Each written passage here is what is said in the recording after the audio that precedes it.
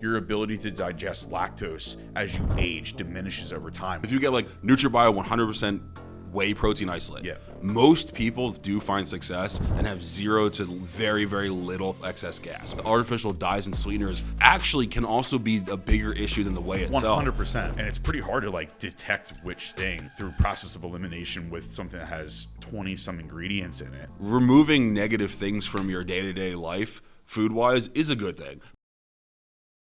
What I had for breakfast? You know what I had for breakfast. Turkey rice and blueberries, 8 grams of mac oil. 168 turkey, 100 gram blueberries, 140, 157 rice. Yeah. Yep, same thing. It's my favorite meal. I had a protein shake. That's good. Yeah. No, it was. It's a meal. It's a meal. It is 2 scoops of NutriBio grass-fed organic whey protein And isolate. then you do yogurt. And No you do yogurt. Fruit. No yogurt. Oh, okay. Frozen bananas. Oh, yeah. That's so the protein is you got to do it this way: 1 scoop vanilla, 1 scoop chocolate, a little bit of both. Okay. It makes it better. Ah. Banana, I think it was like 200 grams. I can't remember. It does Do you do 120. like 1 vanilla, 1 chocolate on purpose? Yeah, what do you mean? Like 1 scoop of each? What are you talking about? How would you do it otherwise? That's like the hotel thing in Arkansas. No, 4 in one and 0 in the other. Vanilla twist, right? No, 1 scoop of each. There's no other way to do it. This is so irrelevant. Anyway, the protein, banana, but it has to be frozen banana because then you don't put ice in it and it makes it cold without adding That's a ice, good so it's idea, watery. yeah. And then 30 grams of peanut butter. So it's just vanilla. It's just protein, peanut butter, and banana, but it tastes really good. It's like a milkshake. First thing in the morning. That's good. Yeah. Nice. It's still 50 grams of protein. It's like 12 grams of fat and then And then you 30 weigh, grams of carbs. And then you weigh out like Fruity Pebbles. No, that would ruin the flavor, dude. I used to be a big cereal, but I don't really eat cereal like that anymore. I used to too, man. I used to like for like free meals. I'd like for a dessert. I'd eat like basically a whole box of cereal. Even post-workout. At one point, Johnny had it in do my that. plan. Like, it was actually on plan to eat like 100 grams of cereal. I try to do like rice checks in people's Yeah, plans, it's things not like like trick cereal. It's yeah. literally just plain rice checks with a protein shake poured on top. Or I used to pour my egg whites on top, which is probably people think is gross. But no, I did that for a period of time. Yeah. But then egg whites jack me up, of course, like everything does. Every food. Egg whites are fine for like drinking or eating. Liquid egg whites is fine, but if they they pasteurized, which all of them usually are, and the so- cartons are usually Right. pasteurized. But the second they get warm, they are disgusting. It has to be. I That's why I always like it. Just didn't make that much sense to drink. that was easy though. It's great. Like, and then I started thinking about like the thermic effect of food and like the process. Well, of you're digestion thinking too much and- like a coach I at know, that point. I know. Yes. If it's like a quick and easy, like I If used you're in to a surplus phase and you're trying to crank just out, get a meal in because Yeah. dude, I'd be hungry. I could drink a carton of egg whites, which is 50 grams of protein, Right. and 100 grams of cereal and a banana on top. I'd be hungry 45 minutes later. Remember the old trick of like the Hershey's Syrup, yeah, in it? Yeah, mix just it to up like milkshake. yeah, because I it can adds do a little that. bit of flavor. But and- my stomach would create a bomb after doing well, that. yeah, this syrup stuff, I don't know if I could handle that. I would but- just be like halfway through and just shit my pants. Or like I used to do the egg white thing a lot when I worked. Like I had my office job, my real job. Yeah. Like if I was like in the morning and I had to be, I had to be at the office by like 7 or 8, and I woke up a little bit late. I'm like, shit, I gotta get my meal in. I would just That's what drink egg whites, and then I would put oatmeal in a bowl and just put water on Yeah. it cold and drink the oatmeal yeah. as I'm driving. Yeah. And I'm like, oats and egg whites, cool, it's easy. Yeah. So it's more like my backup plan in case Right. if I messed up. That's my how I meals. use whey, honestly. ISO. Yeah. The only time I ever use it as a meal, like, is post workout because Yeah. that still just works well for me. Yeah. Yeah. Sometimes in prep near the end, I'll pull it all. The protein powders, I don't know if it's when I'm getting older, but like some protein powders, I used to never have any issues with protein, and now it's I like think it changes over yeah, time for sure. Yeah, Yeah, as you age, yeah, your ability to digest certain things for sure. definitely. And if it's not an isolate, forget about it. Like if it's like ghost protein or something that's like Actually, a concentrate I blend. was thinking about this the other day, and I was like kind of trying to read. Of course, there's so much information that like it sucks because like it's like something's trying to sell you something, right? Yeah. And I don't use Chat GPT and all this crap, but GPT. I don't trust any of that. It's just, like, These I'd robots rather- are coming I'd rather after go to us. the library and get a The book. Just library. kidding. Do you have a library card? The Frederick Library. I'm like, hi, can I check out the nutrition? They're like, wow, you're the first person in 5 years to get one of these things. The Dewey Decimal System, dude. You got to fucking check it out. Dewey Decimal System. You'd be there with like your notebook. Article 5 in aisle 4. Shut up, Cooper. Where the hell were we going with this? I don't know. You're a librarian now. Who knows? No, I was going to ask you a question. This is actually a good question, though. Oh. God, we're going to start with this early. Forgetting stuff. It was about protein powder. I know. Yeah. Concentrates? No. Types of protein, Yes. marketing? So if it's an isolate, right? Yeah. And it's still derived from milk and milk cultures, right? But they're extracting through whatever process they're doing, microfiltration or whatever. That's what it is, right? yeah. Microfiltration. So is there any sensitivity still there if you have a severe lactose issue?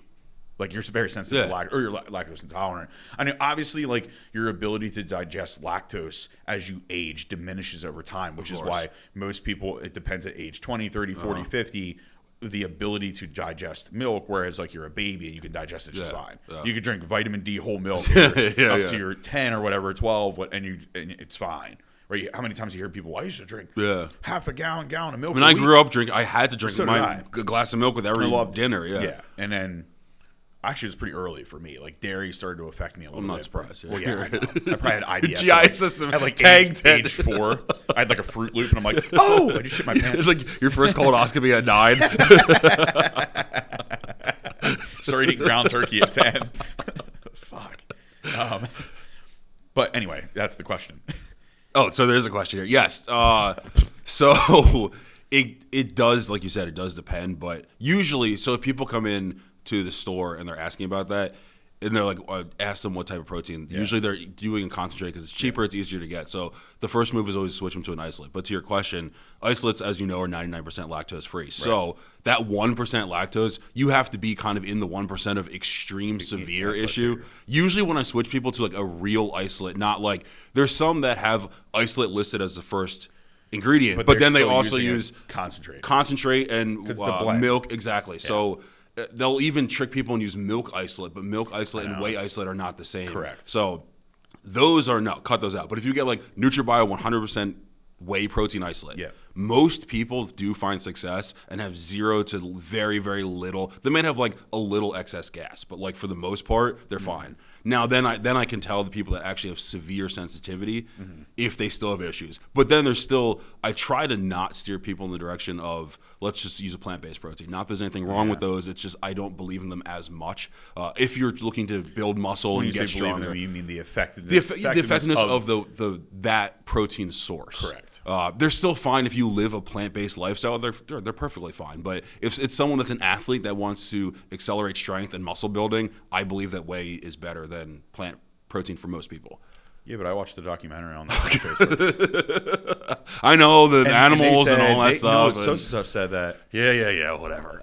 But then also if people are like, hey, this isolate is still giving me issues, that's why something like, I was talking about it, but that one NutriBio, that's the grass-fed, organic, no artificial dyes, colors, and sweeteners, because artificial dyes and sweeteners actually can also be a bigger issue than the whey itself. 100%. So if I switch Usually people, that's what gets people. That's what's causing the GI inflammation. Especially if it's someone that's a little bit older. And xylitol, if they're younger, then those types of sweeteners don't really have effect on people. Yeah. So then I'll switch people to that one, which is a little more expensive, but then that takes about 80% of that 1%, and then they're fine. Then you get that little small percent left. They're like, hey, this is still giving me issues. Then they usually have to use an animal-based protein or a plant-based protein. But that's like maybe 1 out of every 10 people. I did beef isolate for a while. I did too. It was actually good. It sat with me very well. Yeah. The carnivore for a while was the only muscle med that I made. Didn't do that one. I did True Nutrition. I didn't like the way it tasted, but like at Digestion, it was good. But it's hard to find too, and it's very expensive. But yeah, so to your question, most people, if they switch to a real isolate, they should be okay. But it's just a matter of. I've been using Beverly again. Did I tell you that? Yeah. But it works well for you, right? Yeah. No issues. That's actually which impressive. Doesn't make any sense to me at all. Yeah. But maybe it's something. If I start diving into the I would say, I bet you it doesn't use. I know it's not super clean. Okay. You know, and now you have everybody out there. You have these crazy lunatics that are like, there's sunflower oil in it. And then they're like drinking their ass off on the weekend. Yeah. And I'm like, that's the sunflower oil and stuff like that is hypocritical thing. It's more like the soy lectin that's worse than the sun. Like you have to have one of those binding type ingredients. It has to be there. Otherwise, it won't be shelf stable, and it won't. The powder, the whey itself, you can't get just pure whey in a tub. That doesn't exist. No. So like those things, people don't realize it's a supplement. There has to be something in there. I haven't done enough research on like taking a massive dive into artificial sweeteners and how bad some of these things are. And then you have so many, and you have controlled research on it. Like you have placebo groups, and you have like they've done good extensive research on a lot of it. But at the end of the day, I honestly truly believe that it depends on the person, right? It does. So it individual is person to variability from person to person. It's very high, and it's pretty hard to like detect which thing through process of elimination with something that has 20 some ingredients in it. But then you get the people that are like, it's over the top. Like they drink the Kool-Aid, so to speak, and they're like, oh man, all of those are bad. I have my own garden now, and I'm this. You're gonna die if you drink that. Like, and I'm like, okay, like maybe some of those studies are true. I don't know. I don't think any of us know precisely. Nobody does. Which even scientists don't. This is causing cancer, or this is causing this. Like, I don't know. I feel like you would need a massively large abundance of whatever artificial sweetener or artificial product it is. If your diet is 85 to 90% clean, and you have like reduced sugar ketchup like I do, like I don't think it matters. It doesn't. I really don't think it matters. Doesn't. But usually the same person that's like, oh yeah, I don't need any of that. Nope. Yeah, I don't want to get cancer, and I don't want this. Again, they're like the same people that are getting like wasted on Thursday, Friday, Saturday, and I'm like, well, alcohol actually trumps all of it, so you're an idiot. Or they'll do all that stuff and they'll cut it out and they'll organic everything, whatever, but they'll still drink like 5 diet sodas a day. I'm like, you do realize that the same stuff you're denouncing is in those drinks. It just gives them like this purpose or something to attach to. And it's good. We're not saying that those people are bad. Like removing negative things from your day-to-day life food-wise is a good thing, but don't. Except a lot of those people are usually like Karens, so they're like, well, that and they think they're you didn't know that, right? Yeah, exactly. Yeah. And or you give them like a food plan, they're like, oh yeah, did you know this? I'm like, oh, dude. like, just listen. You got to lose weight. Yeah, you gotta right. Do this. Let's just focus on the plan. Like you can lose weight on eating a bunch of sugar. My set diet plans that I'm giving people are pretty good, and they're pretty resourceful, and you'll probably do very well with them and be very healthy. And I'm sure blood markers over time would improve. Mm-hmm. I would make that argument. Yeah. If you're following. Yeah. There's a lot who's Lane Norton is probably the person that talks about it the most. I like Lane. I do know too. People hate Lane. Well, it's because he tells the truth and he tells it in a very direct manner. But he's maybe not conducted the research himself, but he cites actual articles from like PubMed all the time, and he's a PhD. He's PhD, and he's done a lot of his own research on like sucralose and stuff like that. I mean, you can't really hate on the guy that much. No, like, coming from someone who's I get a lot of Google searches and and then that's when they say, I researched this. No, you didn't, dude. You went on Google and you said, is sucralose bad for me? They put a lab coat on and sit down there in their underwear in their living room and Google search shit. I'm like, shut up. Yeah. Anyway, cool. Went down a long path on that one. What were we going to do? Recap? Yes. Well, first of all, this is podcast episode...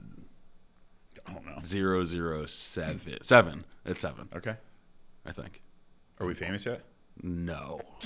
Maybe by 8. I think by 8 we'll really we'll go viral, and then that's the whole reison why we're doing this is so we can go viral on I'm just trying to make big bucks from YouTube. I can tell. You strike me as that kind of guy. So I pumped up before I came in today. I try to, It looks like that. You're like, dude, you look like shit. Thanks, man. I think it's 7. I'm almost positive. Okay. If not, Coop can edit Coop is in the 7, right number. Yeah. 007. 7. See, I was right. So we had some cool events. You did, we did recently, depending on when this comes out. But we just want to recap 2 shows, competitions, bodybuilding shows that we've attended or somehow Unrivaled has been a part of recently.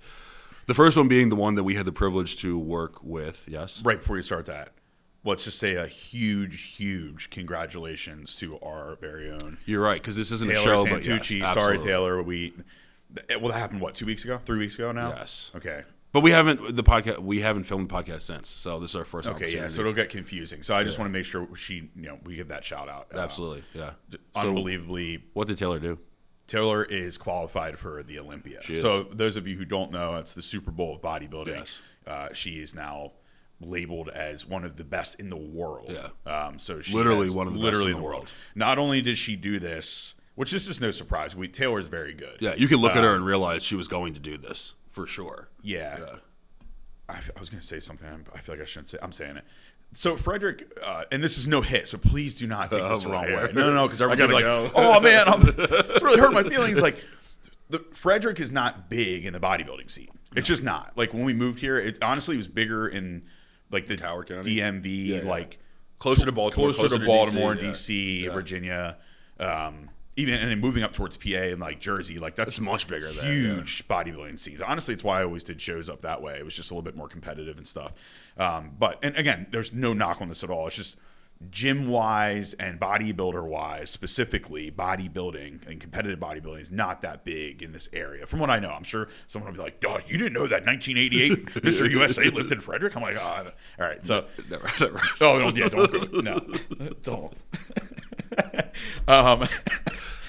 Anyway, huge deal. And some people, why I said that is because why I'm giving that some context is I don't think people are like, "Oh wow, so she's going to like a big show now." I'm like, no, she's going to the no, show. she's going to the show. Oh, the Olympics. Oh, in Vegas, like the greatest show ever created. Yeah. From Weider, Arnold, the whole way up. Like it's a huge deal. So it's a big congrats to her. And not only that, like Taylor is just one of many who do a really good job at representing Unrivaled and what we're about. She is one of the most humble people. You know, she gets off stage. I know she FaceTimed my wife and was like, you could tell she was just like, I don't know what happened. She's just like, I'm going to Olympia. Like, it's so funny because there's like the ego is just like not there at all. She just loves to train hard. She loves to perfect her craft. She loves to chase goals and like the whole night. It sounds cheesy, but she does. Like that's what she does.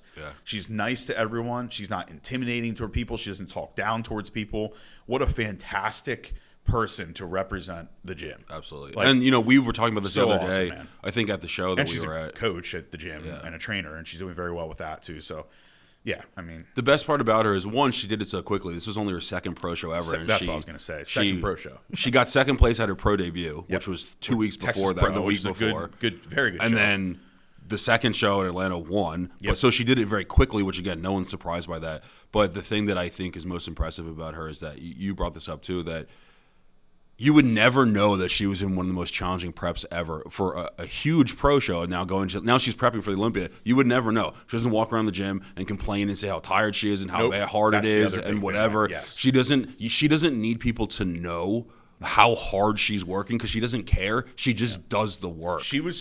People go into local regional shows. No offense, but like a much, much, much lower caliber significantly show lower. That is like not a huge deal. It's a huge deal for them, and I get that. They worked really hard for it. But this is a huge deal. They're like 2 weeks out, 3 weeks out, and they're acting like they're getting ready for the Olympia, and they're just crying and I'm so tired. I'm so hungry, and I'm like, okay, you're gonna be all right. Taylor, was 3 days out. I think it was 3 days from her second massive pro show in Atlanta. Yeah. Like trying to punch her ticket to the Olympia. I see her, she smiles, and she's like, she's cranking through client check-ins, dude. She trained and then trained somebody after it. I'm like, you good? Like, you're all right? Like, because you're competing in 3 days. She's like, yeah, I just like to keep myself busy. Yeah. He's like, I'm hungry, so I just want to keep myself. I mean, like, what a badass dude. When we get the she didn't complain. She didn't say anything. She's like, yeah, I'm a little tired. Like, she was at the show this past weekend. Tanning people. She's getting ready for the Olympia prep. I'm sure a lot of people be like, yeah, I'm just shut the world up. Live in a black hole in my apartment and not talk to anybody. Taylor's tanning people for like 12 hours. Every day at North America. And she did it the weekend before the Maryland She's show. Eating her food. She's training on top of it with a smile on her face. Still sees you, smiles, hug. Nothing negative. I'm like, what a great God! I could take something from that. But again, that is such a good representation. Not to make it sound corny, but like is unrivaled. That's how she's carrying herself. It really is. She's carrying herself at a standard that's higher than the rest, that's what we stand for, and that's why she's such a good representation of everything. So a huge congratulations to her, and we'll definitely be doing something. We haven't figured out exactly what it looks like yet, but in the gym, because this will come out before the Olympia, so we can all watch the Olympia. We can't all go to Vegas, unfortunately. I wish we all could. The whole gym could go. Well, if she keeps going, then maybe we'll be able to support exactly some other supportive things and be there in person, because we'd really love to be there in person, but it's obviously extremely expensive. Yeah. And I don't think Unrivaled can. Not quite yet. So that's awesome. I guess there's three things, because that's number one in this the recent competitive. Not that it's our competition, but we still support her hugely, which is awesome. Sorry, you had a nice lead up towards something else. I just didn't want to forget. No, but I'm glad you said that, because that's important. That happened before the Maryland show, so it's good, and then Dave's show. So 2 weekends ago, I guess it was, last weekend, I can't remember. We actually had a really good, I guess, honor or privilege that we were asked to work with Gary Udit and Nikki Politi. They hosted not the first show in Maryland, but in a while. There hasn't been a big, good show in the state of Maryland in a while, because the other Maryland Muscle does well. Yeah, Gary's doing. But I mean, like in this area, closer to up here, in the Baltimore. I should clarify, in the Baltimore area. There used to be a few shows that promoter doesn't promote anymore, so they brought one back to that area, not in the whole state of Maryland. Yes. So the Maryland Night of Champions, which the Unrivaled was the lead sponsor for, so it was the Unrivaled Iron Gym, Maryland Night of Champions, which was an awesome show. There was a huge turnout. The cool thing was it was a pro-am, so there were pro bodybuilders there in certain divisions competing, and then all the amateur classes as well. Masters Pro. Yeah.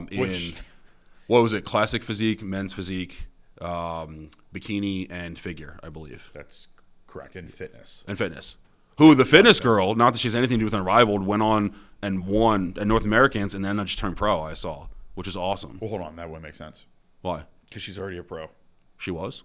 Right? No, she wasn't a pro. Amateur. She was an amateur, and she was punching her cards North Americans at Maryland. And then she turned pro. And she turned pro. Yeah. Oh, that's awesome. Yeah. Okay, yeah. You did say that. Yeah. Okay. So it's cool to especially with fitness, because fitness it's getting a little bit smaller, and there's not as many women that do it, which is a shame, because she was a badass. Those fitness competitors are some of the most impressive athletes I have ever seen. She also did all those moves on a stage that was not yet. I've never seen a fitness routine in person. I've only ever seen it watching the Olympia. Yeah. So seeing a fitness routine in the front row was very good. One of the coolest things ever. Yeah. So anyway, we can talk a little bit about the show. We'll have a recap video that's coming out too, but it was just cool for us to be so involved. Obviously, for the two of us that we're competitors, we love bodybuilding, but to be ingrained in the happenings of a show, really all the things about it. Not that Nikki and Gary did all the work, but to be backstage, to give out the awards on stage, all that stuff, to see a show from that angle was pretty cool. And then just to help promote it and make the show big, because in my opinion, it was a huge success, especially for their first year, which makes me really happy for them that they'll do it year after year, which is awesome. And we'll assumingly be a part of it. Yeah. Which is great. Yeah, so thank you for allowing us to be a part of it, and we're excited to move forward with that year to year. Yeah, for sure. Second recap. This weekend. Oh, Dave. The big one. Yesterday. Yeah. My days are so discombobulated, because I'm like, I feel like I don't have no idea what day it is. Because it was weird having a show on a Sunday. I mean, I get why they do it, because North Americans, they start North Americans on Wednesday. You're right. And it's such a big show, they have to national wise. I get a lot of questions on this. People are very confused on. It used to be there's a lot more now, but shows and opportunities for pro cards and opportunities for this and that, and age groups and divisions, and there's a lot. You're right. There's more. Just Back so much. Years and years and years ago, it was only a couple divisions, many years ago, and then they kept adding and adding, which I get. I think it's a good thing. I don't want to get too involved with that. I mean, they kind of diversify it a little bit. With that, there's a little bit more. It's not confusing. It's a little bit more complex. The complexity is higher because there is a lot more divisions and categories and opportunities for people to go a certain way in a certain division, especially women's, right? Yep. Because you have bikini now. You have fit model now. You have bikini. You have figure. I'm sorry. You have wellness. Oh, wellness. Yeah, you have figure. Yeah. Women's physique, women's bodybuilding, and then fitness, which is kind of next to figure in terms of size. Most people have no idea. They're well, I have no idea how No. you, like, I think even some people that compete for like their first time, they're like, I don't even know what I'm supposed to be doing. Like, that's why having a coach is very important for that. Is. Like, hey, you might like this. I have a competitor right now who's going to compete next year. Pretty much figure all day. She knows who I'm talking about. Lauren. She's fantastic. Unbelievable. Yeah. Her genetic capabilities is nuts. Oh, yeah. Right? So I'm like, that's figure all day. And she's like, well, I want to do wellness. And I'm like, are you sure? No, and she grows that quick that she'll fit in wellness just fine. She's But transform it. The point of it is, you might like a division a lot, but you might be more competitive in another division given the qualities that you possess through like your genetic capabilities of what you have structurally. Yeah. Right? Like that'd be like me trying to do men's physique. It would look bad. It looks right? I mean, I'm ugly. No, dude, it would look great. I think it would look great. I feel like men's physique and this you gotta look the part a little bit, you know what I mean? I mean, you got up there and I'm like, like this bald, like I just spit, sorry. This like bald, ugly dude, like they're like, no, dude, you don't. And they're like, maybe you go classic physique. And they're like, oh yeah, no, boxy waist, dude. You look like shit. Let's just put you in open bodybuilding. Like, okay, cool. So luckily for me, I started in open bodybuilding and never veered from that path. But yeah, you can't force it, right? So where the hell was I going with all that? I have no idea. You took so many turns. Oh, because I think you were talking about it's confusing for some people, even as competitors who don't have coaches. To like, where do I fit in? Yeah. What division do I do? Or just the North Americans being such a big show, Wednesday, Thursday, Friday, Saturday. Man, thank God I'm here, dude. ADD's on high. I thought it was bad. The other podcast might be worse today because I'm tired. So you have a lot of shows, but people get confused on like the whole nationals. Like they'll say North Americans are like going to nationals. Well, they call everything nationals. That's not nationals. It is a national level show. It's a huge national level show. But it's not nationals. It's not the nationals. There's yes. one. It's called nationals. It's called nationals. And there's junior At nationals. the end of the year, December, it always has been that way. Okay, so you have Universe, you have North Americans, you have USAs, you have the juniors, Junior USA, Junior Nationals, and then you have nationals at the end of the year, the nationals. That's how it's always. I guess no, it's been like that for a long time. You said Universe, right? Yeah. Universe, yeah. And TNAC, yeah. So those are your big heavy hitters, and then you have other opportunities to turn pro elsewhere, and that's where it's a lot, right? Yeah. But anyway, North Americans was Wednesday, Thursday, Friday, Saturday, and then Wednesday through Saturday, and then the pros competed. Masters Pro for Worlds was yesterday for Dave what Dave competed in yesterday. So it's just crazy, like the amount of competitors. They have to break it up into days like that because there's so many people like in bikini, and then they did all the men's first, I think. So it was like classic physique first, bodybuilding, and get all the men's divisions done, and then they did the female. So, but anyway, Dave competed yesterday. Dave turned pro last year. I had the opportunity to obviously coach him for the past, I think it's a little over 3 years now. Dave's been competing for like bodybuilding for 10 years.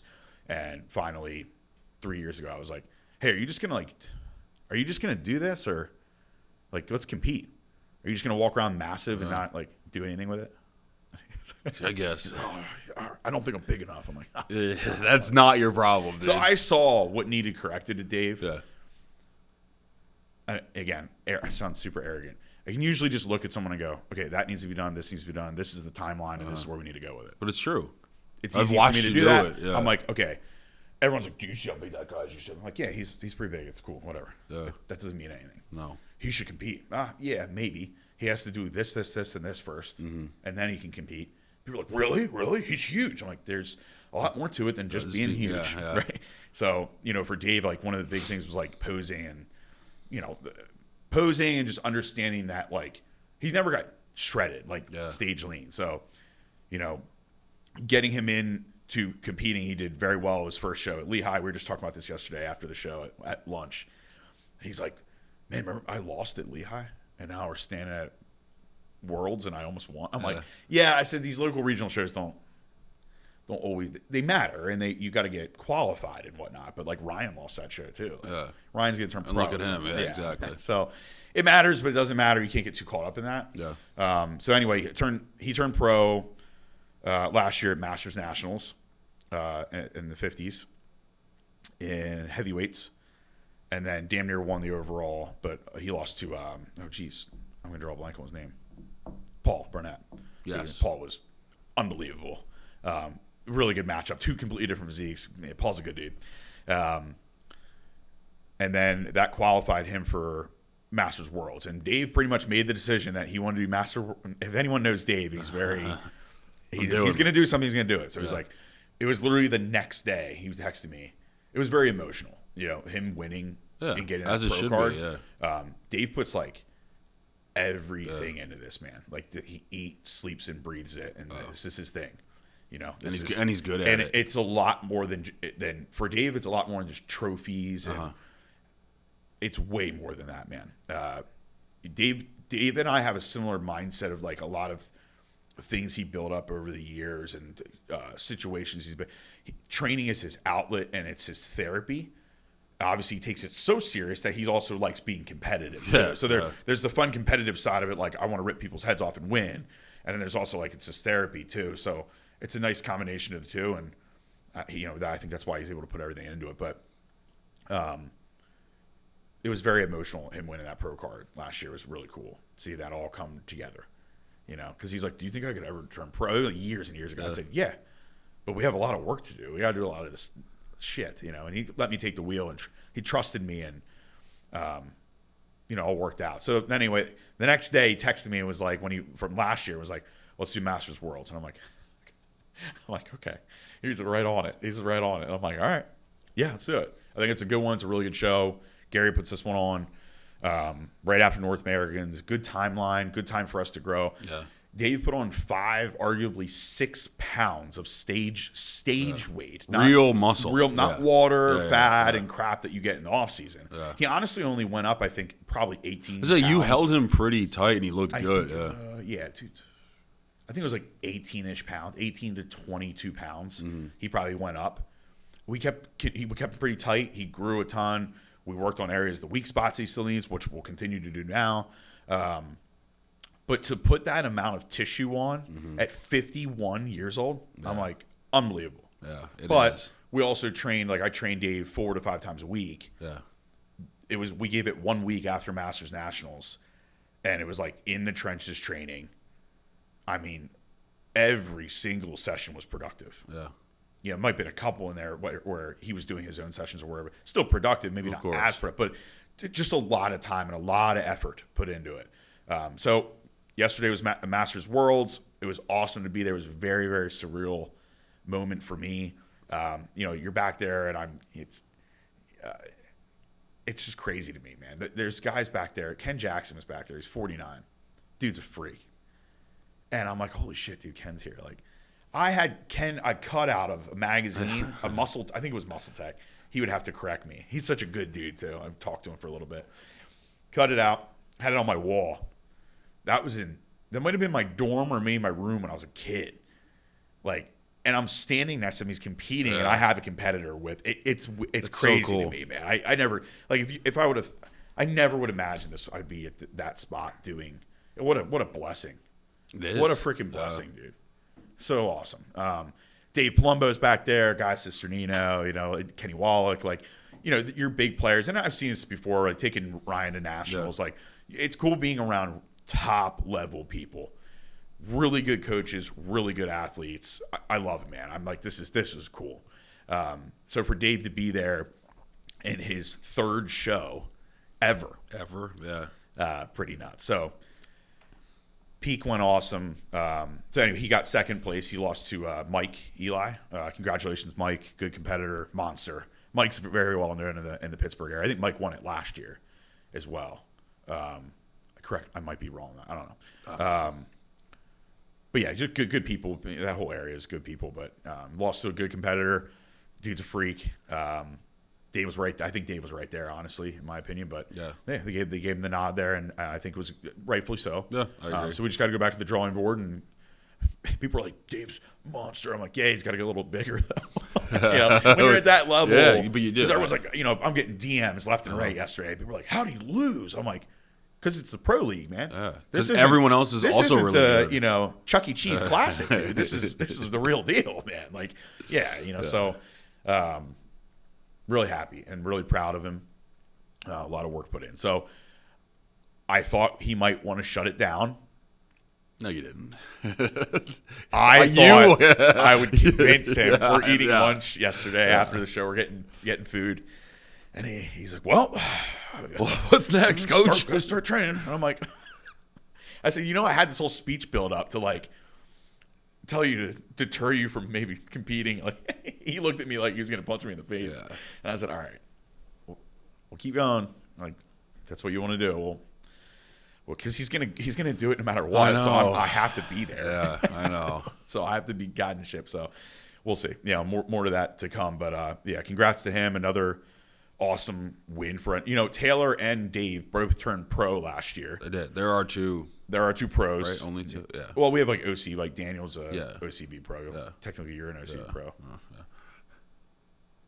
And there's no knock against OCB. No, there's not at all. I'm just that level of bodybuilding. I'm just looking at those two as in a different category, and I'm saying, and it's not offensive because I'm saying it as someone that has done that. Yes, I view that differently. Correct. The two of them and what they're doing. That's all. Yep. Don't mean that with any offense at all whatsoever. No, not at all. We both competed in the OCB for years.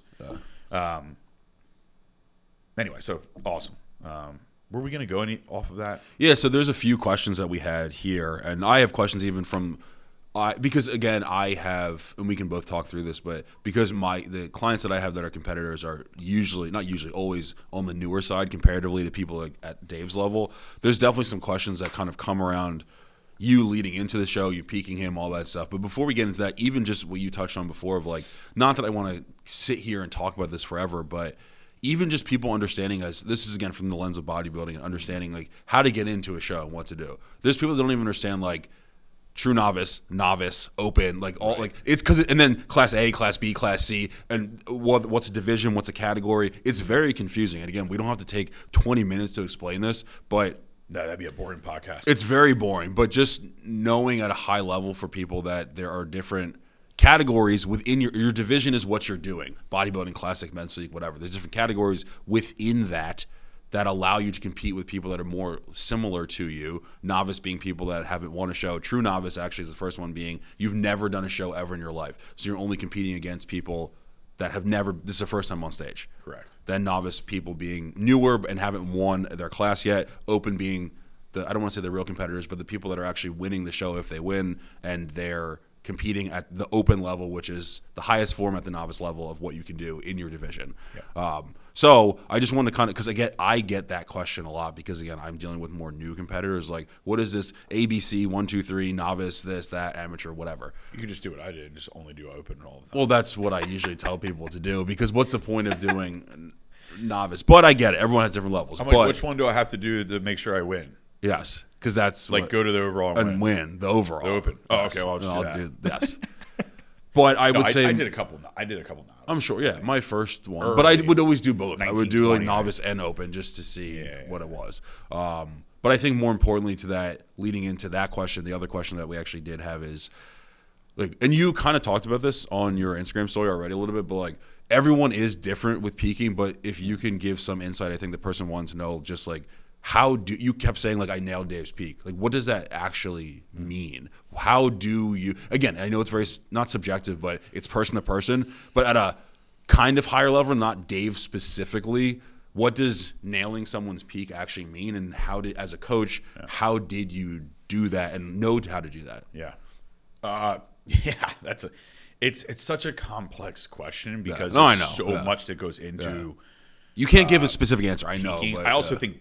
Peak week is very overdone. It is. It's misleading. I believe. People are like heading into peak week. I'm like, well, yeah, nothing really changes. It should just be another week. Yeah, just another week where like your coach should be figuring out how they want to load you. Exactly. And loading means carbs, right? Yeah. So how getting carbs in to fill out the muscle, right? To make sure when you're on stage you don't look flat. Now. This is really hard because you have to have an eye for it. Mm-hmm. So what makes you a good coach, what makes all the good coaches in the scene good is having the eye and making the right moves at the right times. Correct. You have to be able to know what's going to happen or know what you're looking at to then elicit a response that's not going to happen an hour from now, but maybe 3 days from now. Yeah. Right. And you have That's to know the difference. You People are like, it's a Wednesday. Dave will tell you. Wednesday, Dave's like, oh, dude, I look like shit. My skin's loose. I'm like, yeah, dude, you're so flat. yeah. On purpose. On purpose. Yeah. Because I like to get him completely just like flushed out. And again, I want to say all this with, I guess I'll use Dave as the example here. My higher level competitors, some of them are easier to peak than others. I'm sure. Dave's pretty tough, actually, because the bigger the guy is, the more girl. It's the more muscle someone has. It's usually actually a little bit harder. And he has a lot of dense muscles. Yes, a lot. I want to preface the whole before I say anything about anything. Here's the biggest ticket. Okay, this is what people struggle with, very much so. I see a lot of new coaches out there that are, I don't know how they're coaches, but sometimes I'm like, I get people that come from other coaches and they're like, here's what I'm doing. And I'm like, holy shit. Yeah. So please be careful. And look, I'm not saying I'm better than anyone. I put my pants on the same way everybody else does. Okay. This isn't like I'm better than people. There's coaches that are unbelievably good. You look at your Patrick Torres, your Hanis, your Chris Acetos, and then you have like a little bit lower level than that. It's just time and experience with athletes. If you have coached 5,000 bodybuilders, you're probably going to be better than the guy that coached 3, right? At the Chuck E. Cheese Classic, right? So you have to, it all comes with cons. Just be careful. I get really annoyed because people, I don't want to segue too much, but so remember where I'm at. Sorry, got it. Bookmark. I just see people getting duped by flashy bullshit on Instagram and videos and dangly earrings and all this stuff, and they're like, hey, I'm the guy, or I'm the girl. And then the client has a terrible experience because they just got basically duped. And I'm telling you, some of this is bad, man. It is. Really bad advice. People are going to get injured with things, right? Especially as you get higher into the levels, there's obviously certain supplements and things, but it is not good. No. So just be careful on who you pick. Don't always pick the flashiest person or whoever the big name is, because a lot of those big names are not going to give you the time. A lot of those big name coaches, and they care about themselves more than they care about their client, which is why they're a big name, which is why they have a large following, so on and so forth. Even if they have supplement sponsors and deals and they're driving BMWs and Audis and they're, wearing cutoffs and whatever, that's great, man. But I'm telling you right now, depending on the person, they might not be a good fit. Yeah. And now they're like, yeah, man, so just sign up over here, click the link, bro, and it's $350 a month. And I'm like, you're going to pay $350 a month for this guy? And then you see the programs that get kicked back and you're like, because it's copy and paste. Oh my God, they don't give a shit, man. They don't even know who you are. They don't care at all. They're like, how can I make some money, man? Yeah, dude, I got 200 competitors.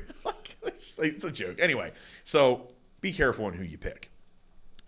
Now, if you have a good coach, they will tell you, and it's their responsibility, and it's also your responsibility to make sure things happen the way they should. Now, when I say that, you have to be lean. When I say lean, people often hear me say shredded or peeled because I think it's funny. Peeled. That guy's peeled. Chris Aceto, I'll give that. That's a ref. He always says peeled. That guy is peeled. So what does that mean? I think people have a hard time understanding what peeled on. Again, I'm prefacing this. This is all bodybuilding stage, not lifestyle clients, not going to the beach to look good. And there's nothing wrong with that. That's awesome. Again, this is strictly bodybuilding and being competitive and whatever. There's stages of being lean, and your first show, you probably are not going to get as lean as you'd like. No one ever is. Yeah, especially our natural clients. They're just, and some might have the genetic capabilities to get shredded. I have them. I have a couple of them. Then I'm like, that's incredible. They've never competed before, and I'm like, holy shit! This is wild. Female, actually, a couple of females right now. I'm just blowing my mind. I'm like, this is wild. That never happened to me. If you are not lean enough, though, the whole peaking process, it kind of sucks. It's irrelevant. I mean, even as a coach, I'm like, And you can only push someone so hard. So you can only coach so much of that to put them in the most advantageous position to be as lean as possible. But it's extreme. And bodybuilding is massively extreme. It's why it attracted me. People break. They break mentally very easy. I will say this, the amount of people I see that, I put a post up yesterday. These 60, 70, 50, 40, all these older competitors, dude, they get fucking lights out peeled. Yeah. Oh, I love it. I'm like, yeah. They look like their death faces in, their glutes are peeled out. And you know why? I don't care. I'm going to say I don't give a shit. They just know how to suffer a lot better. They do. Because they're from a different generation. They're from a different generation. Yep. And man, when things suck, they're like, oh, well, tough shit. They say good. And they just put their head against against the wall or through the wall, so to speak. It's awesome. I think that is a lost art in bodybuilding now. People are like, oh man, like it's like 8 weeks out, man. And honestly, I can catch someone usually at 14 out. 15, 14, 12, right around that range. And I'm like, we're behind. Oh. Yeah. You're behind. And I'm telling them, hey, you're a little behind. You got to pick it up. I'm doing everything you told me to. Oh. Are you doing it to check the box, or are you doing it with the full intent? Possible, yeah. The biggest thing's cardio, man. Like I see and it's just like, taking their time. I'm tired. Once you start feeling bad for yourself, you lost. Mm-hmm. I'm not saying you can't have bad days, dude. I had plenty of days where I'm like, oh man, like I don't feel. Like I just got to get this done today. Yeah, but that's today, not prep. Right.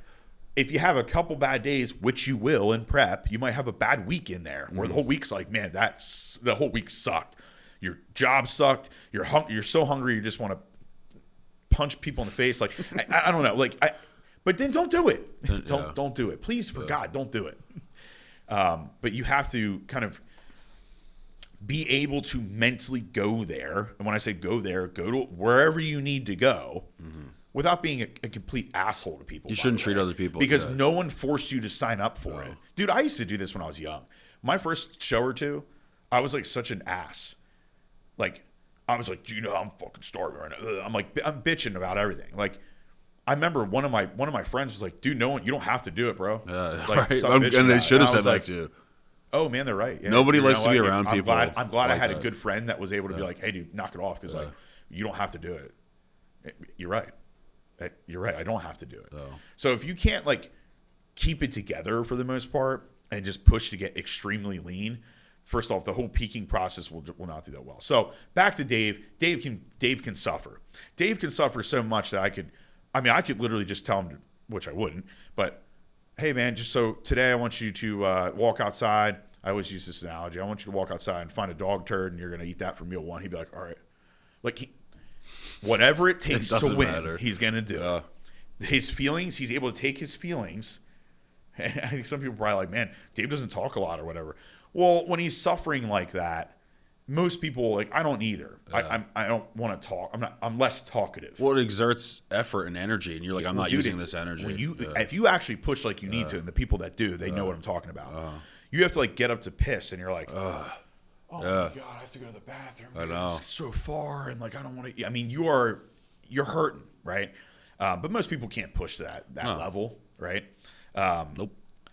And then live with that 24 hours a day for like a good, I'd say the last 4 to 5 weeks are probably the worst. Right? It's at least a month. Yeah. At least a month of hell, of complete hell, to get that nasty shredded. So Dave can do that, obviously. Look at Taylor. We just talked about this. Taylor's ability to set aside her feelings and how bad she's feeling, she can kind of push that to the side, right? She feels it.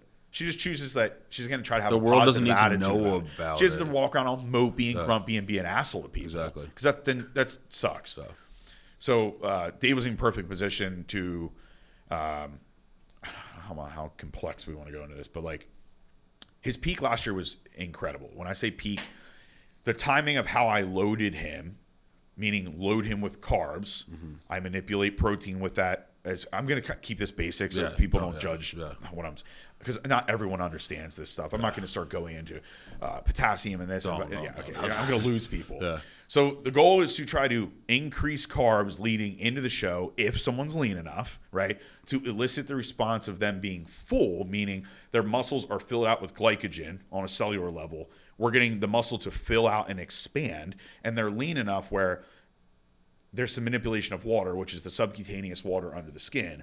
We're trying to make the skin thin, which you're not really making it thin. It's more water manipulation, it's subcutaneous water.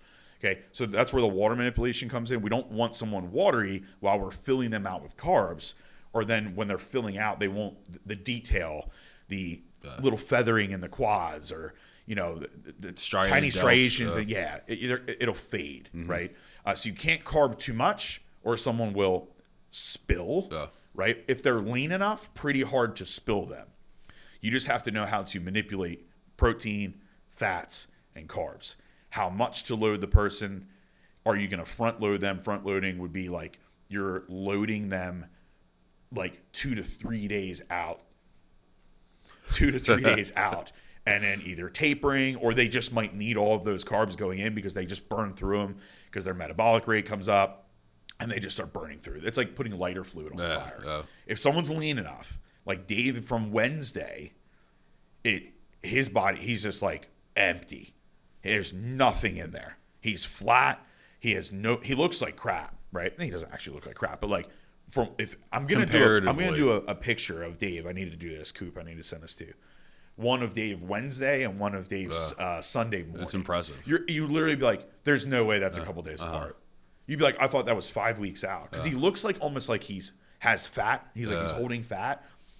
That's where the eye comes in. Yep. There's a difference between fat and flat. There's a difference between watery and flat, and being able to distinguish the difference and make the manipulation you need to elicit the response is what we need. Yeah.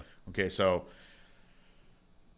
I mean, carbing up for him, I think, I want to say 640-ish grams of carbs. Fat was like moderate. I don't have a sheet in front of me. I should have printed it out. Or brought up my phone, I guess. Print it out. I should have brought my tablet. I should have brought my tablet. I walked into his room on Saturday. He had all his things printed out. Of course, and I was like, "Oh yeah!" And he had those Sharpie. I was like, "It's awesome. This is why we're on the same page." So sorry, I got to answer this guy. He's my new employee, and I don't know. He just called me. But keep going. I'm listening. Okay. So I had a heavier load on Friday. I started creeping up his carbs. Went Thursday into Friday very slightly. Then I slowly was pulling fat down a little bit, introducing more carbs, and a heavy carb load was done Friday.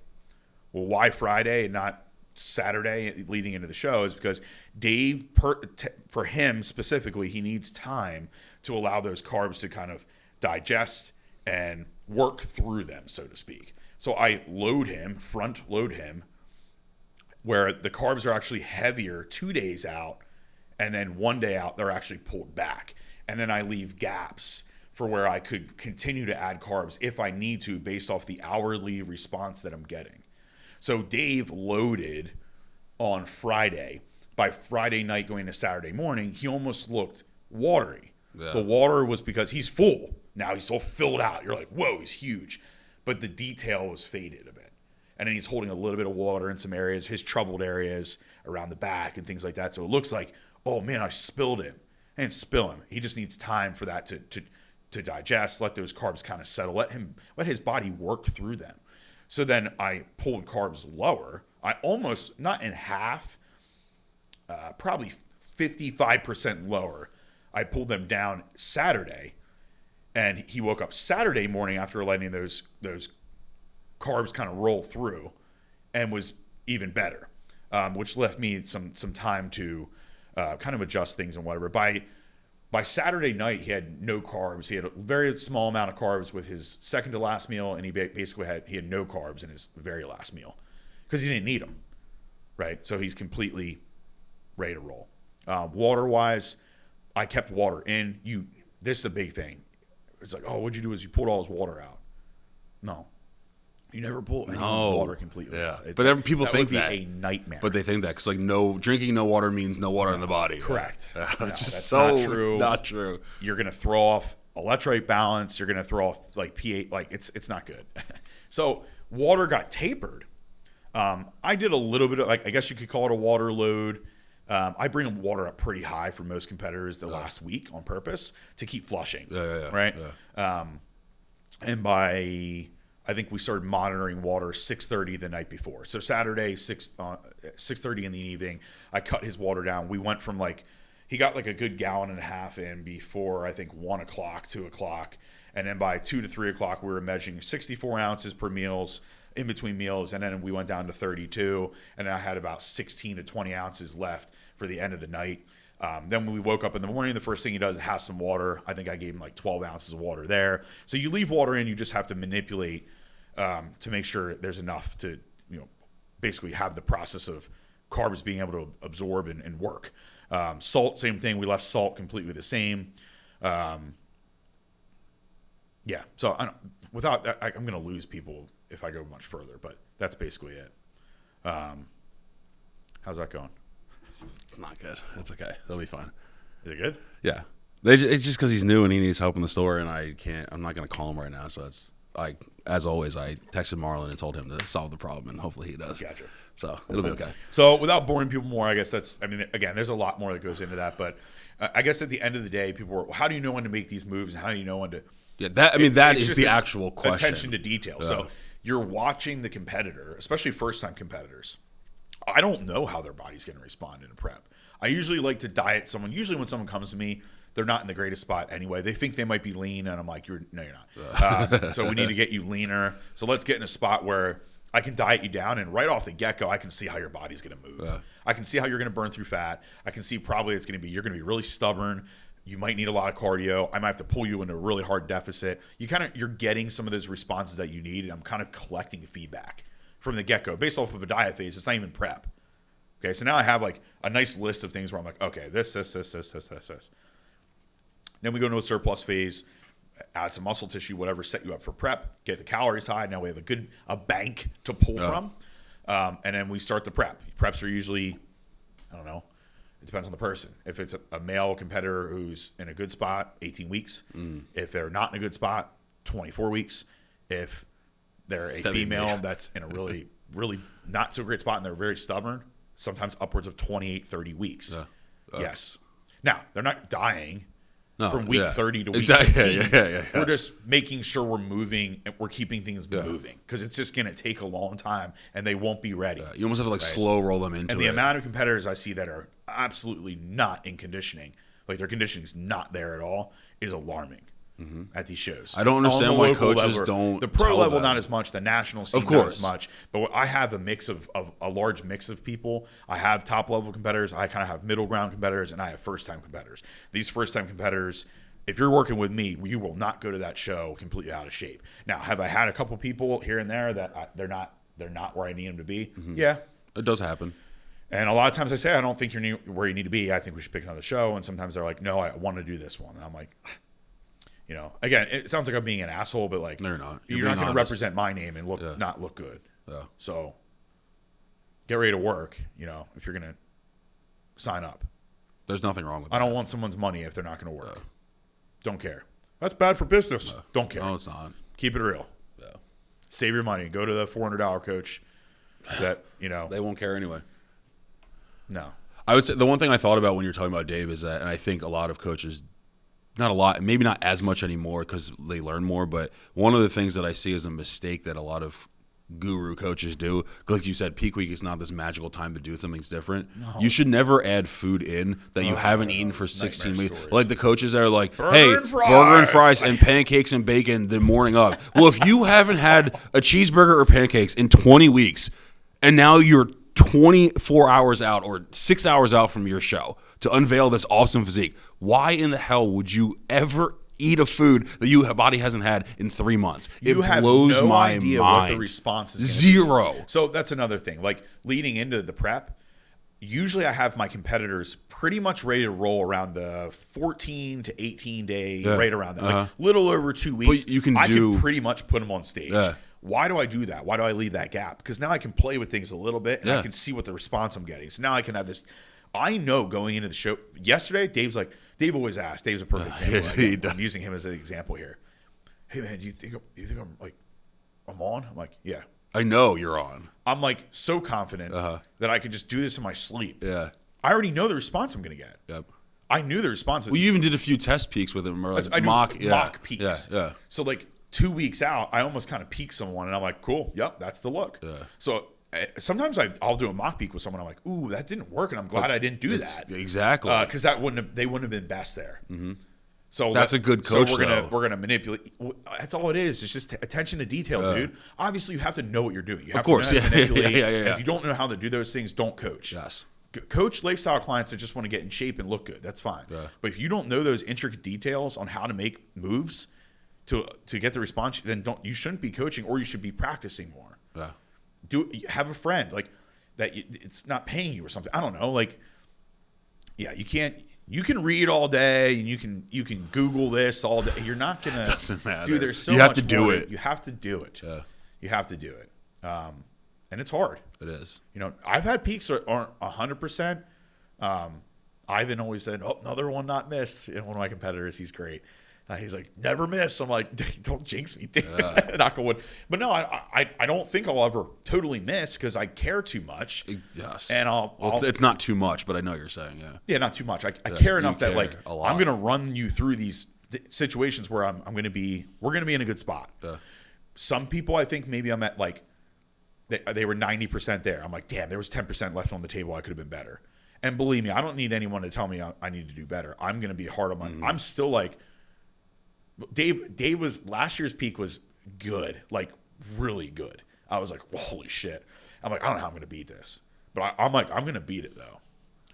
I told Dave 16 weeks out, I'm like, I'm going to beat it. My goal is to beat that look. We already beat the look. We already added muscle. You mean like the goal conditioning? Better peak. Yeah. And I did. And I'm like, I don't even know how I did that, but I mean, I know what I did. I took notes. Exactly. I have all my notes from all, you know, every prep's different. Every year it's completely different. Dave's was pretty similar. I just loaded him more, manipulated water a little bit, and I didn't mess with salt at all, literally at all. I think that's pretty much it. And I dropped fats a little bit lower. Yeah, I remember you saying that. Leading in through the fill up. Mm-hmm. And when I say drop fats, I mean like little amounts at certain times. Mm-hmm. You know, you just have to go off your eye on an hourly basis. And that you can't teach someone how. I was like, how do you do that? I'd like for you to do like a mentorship program where you teach me. I'm like, the money would be worthless to Busman. Well, they'd have to be glued to my hip, and that's annoying. I would honestly ask them you know, 24 hours out, I get a photo and I'm like, that's okay. That's probably this. I'd have to have the mentor or whatever be like, what would you do? I don't know. I don't know. Well, is he holding water or is he flat? I don't know. That's what they're going to say. Yeah. Well, I can go, he's flat. Yeah. They go, how do you know? Looks like he's holding water. Well, and then you're going to make the wrong move. I know. Yeah. It's tough. So, and you just have to know your competitor. That's so the biggest thing. Paying attention to detail throughout the whole prep or preps that they've had before. Mm-hmm. Yeah. And sometimes, dude, your top level coaches will tell you this all the time. Like, sometimes you make a decision and you're like, oh, shit, that wasn't it. You know? Now, if they're lean enough, you'll never screw up someone's peak. No. Like bad enough for them to like completely look like shit. Yeah. Unless you're like, I won't go into that. No. But no, you're right. Supplementation protocols. Yes. Where people do crazy shit. Nutritionally. And you're like, they roll the dice. And some coaches do that. Yes. And they'll roll the dice. They're like, man, if I hit it, it looks awesome. Nuts. But and usually that's at the really high levels. Yeah. Your Olympia run levels. Because it's almost worth that risk. It almost is worth the risk sometimes. But then it's also not, because sometimes it's going to be life or death. Well, when they miss, people are like, oh, man, they missed. Like, they'll be a water balloon or something. You know? Yeah. So. But anyway, I feel like just to like kind of wrap it up, like what, in terms of like summarizing all that, I know you kind of just did, but peaking, not from the coach, like, but like if you're like as an athlete, what would you tell someone really the advice might just be listen to your coach, but what's some way to kind of like summarize or just let people know, like, in your final week, what are the 3 most important things you should be doing as a competitor to be most successful on stage? That's a great question. The last week, your cardio should pretty much be low or nothing. If you're lean enough. The caveat always is if you got lean enough. But that's why I will tell someone, you can't have cardio smashed up through the roof at an hour and a half going into show 4 days out, no. And why is that? Oh, because everything's rampant. Inflammation's high, cortisol is high, everything. And what does inflammation do? Hold water. What do we not want to do that Hold week? water. Okay, so number 1 would be mitigate stress. Yes, 100%. As a first-time competitor, you're going to have stress and you're going to have nerves. There's no way around it. I was a mess my first show. Luckily, I had really good mentors that they even drove out to the show, and it was in Pittsburgh. It was in Murraysville, OCB show. And you have to mitigate stress. You have to. Part of that is your coach should be pretty much tapering cardio down, or maybe it's not no cardio at all, and you're just doing steps. I'm sure some coaches will be like, I have my clients do an hour, 2 days out. That's fine. If that competitor can handle that and not get an inflammation response, good for you. But why are you even need to do that? Yeah. That means you weren't on track. If you're a week out and you're like, we're behind, you're done. Yeah, pick a new show. If you're 2 weeks out and you're like, we're really behind. If you're 3 weeks out and you're really behind. If you're 4 weeks out and you're really behind, you're not going to hit your mark. Exactly. Right? It's okay to be at 16 weeks and say, oh, man, we're behind. We got to pick it up let's here. pick up the pace. Right? Not at 3 weeks or 4 weeks or 2 weeks. That ship sailed. And in 1 week, it sailed. The ship sailed. Yeah, it already left the missed dock. the boat, dude. They're waving to you like this. See you, bro. Yeah. See you later, dude. Drop the anchors. Like it's there's no steering back. So mitigating stress, keeping yourself calm. Things like pulling back on cardio. If you have a really stressful job, you might want to try to take some of those days off leading into the show. That's always helpful. If you can. Some of us can't. I couldn't do that usually. I tried to. Some shows I was able to. Don't overthink. Listen to your coach would be number 2, I guess. You should really be on autopilot. So for my clients, they all know this. All of them know this. You get a peak week packet. Okay? That packet is basically just every single day laid out for those 7 days leading up to the show. Some people are 2 weeks out and they're like, Blake, are you going to tell me what to do? Like, I don't know. I'm like, stop. Yes. Deep breath. Just relax. Shut up and relax. And I'm going to have everything laid out. Your water, what you're training, your diet for the day, your cardio, everything's going to be laid out. Steps, posing, everything. You don't need to do anything but just read and do it. Autopilot. And turn your brain off. Turn the brain off. I got you. Let me steer it. I got it. Okay. And then you'll coast in, and that again is mitigating stress too. But you just need to follow your coach. Don't start thinking, oh, I wonder if I maybe if I drank some of this hydration mix, it'll help me with water. And as soon as you start doing anything that's deviating from your plan on peak week, maybe I should take this. Maybe I should. I'm going to throw this in real quick. I've had this happen. But that ruins your plan now. I said, and I'll catch it usually. I'll go, hey, 3 days into the peak of that peak week, I'm like, hey, are you using anything or did you pull something? Oh, yeah, well, I did this and this. Why? Why? Did I tell you to do that? No. Okay, well, usually it's not that bad. It screws everything up. But I'm like, no, leave it in. So there's that, and then I don't know, number 3. I don't know. Okay, we can do 2. Okay, there's 2. There's your 2 biggest things. Yeah. No, I'll say this. Number 3, being prepared. If you know you're going to a show really far away, I usually give notes in the peak week packet, or I'll tell you leading into the show. Your registration should be done. Your hotel room should be completely, checked. Everything should be done. Your food should be prepped. Not, I got to go run out and get some chicken. Well, I've had multiple competitors. I know. You get there, and I'm like, hey, so we're going to do this and this for your next meal. Oh, I didn't bring chicken. In your peak week packet, it fucking says, please bring more of what you've been using. The only problem is if you don't have enough and run out. That would be bad. It's right there. I didn't read it. Well, of course you didn't read clearly it. You're sitting here with your thumb up your ass, and now we're fucked. So, Well, I'll just go to 7-Eleven to get the preservative chicken. No, dude. Well, and then you get the classic, like, well, that's the chicken I've been using. This whole time? The one that's sodium loaded in packets? Yeah, I thought that's okay. It's just chicken. No, it's not just chicken. Jesus Christ. I don't have a lot of those because I try to do a good job at like weeding it out. Yeah. I have a lot of really good competitors right now, like very good with common sense. And if anything, I have to pull them back. I'm like, hey, relax. They want more. They want to do more. So I guess those would be my 3 big things. I'm sure there's a lot more to it. But. Yeah, no, I think that's very helpful though, and I think all of this bodybuilding focus episode, I think it's really good to help people hear about shows, hear about experiences in shows, learn about peaking, all the terms they're hearing, and then just helping them, if they're newer to this, what are those things that they can do to just maximize their experience? Yep. Yeah. That's it. And if you have a good coach, they'll also go over all those things like shaving, tan, don't wear deodorant, bring extra sheets for the hotel beds. All those little things you don't think of as a first-time competitor.